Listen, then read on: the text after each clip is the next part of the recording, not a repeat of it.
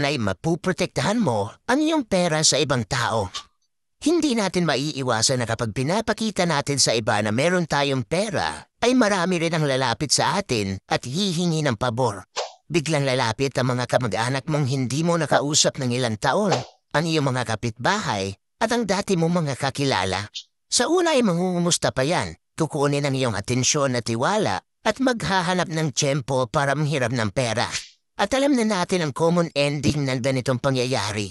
Isa sa common na dahilan ng nasirang relasyon ng magkaibigan ay utang na hindi nabayaran.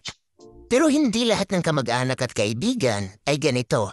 Merong iba na totoo talaga ang pangungumusta sa iyo at kung manghihiraman sa iyo ng pera ay merong intensyon na magbayad.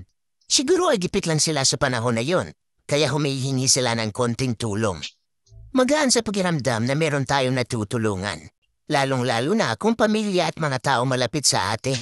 Pero minsan, nalilimutan na nating mag-set ng boundaries. Hinahayaan lang nating uutang sila ng uutang at para bang kasama na rin natin sila sa ating mga responsibilidad. Kaya isa ito sa dahilan kung bakit mahalaga ang magmukhang mahirap.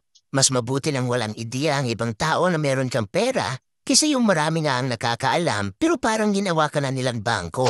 Mahalagang paalala na bago ka tumulong, i-consider mo muna ang magtabi ng pera. Unahin munang i-secure ang perang gagamitin nyo ng iyong pamilya, katulad ng inyong mga wants, needs, emergency fund at investment.